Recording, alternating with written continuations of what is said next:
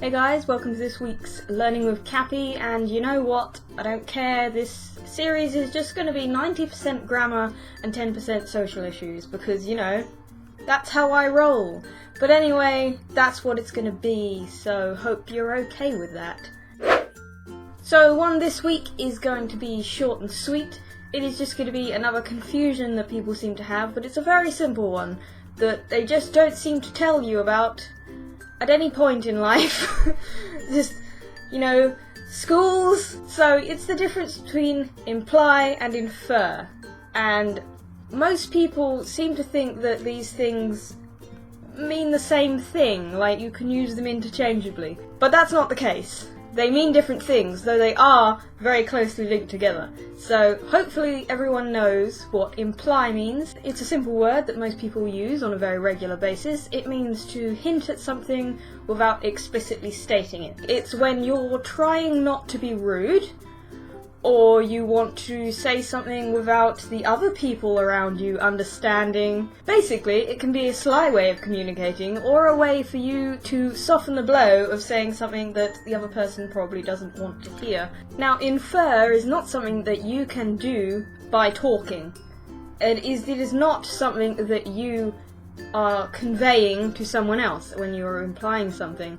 It is basically the opposite of imply. It is when you understand the hidden meaning in what someone's just said. Or if there is no hidden meaning and you've just completely misconstrued what they've said and taken offense by thinking they've implied something but they didn't actually mean to. But basically, infer means that you think that someone has just implied something to you. You could also be inferring independently without anyone saying anything to you, like from circumstance, surroundings, that kind of thing. Like if there was some evidence there but there wasn't anyone there telling you, okay, this is what that means.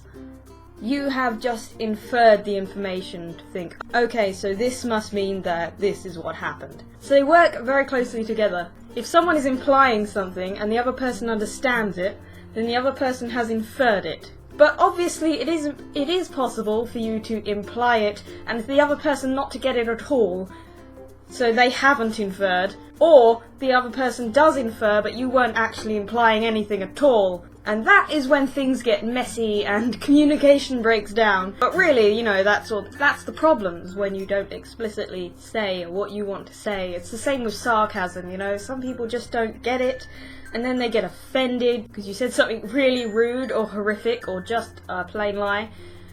That's the story of my life. But that is the difference between infer and imply, and that is it for this week. If you have any other misconceptions in language that bug you, then let me know, but otherwise I will see you next time.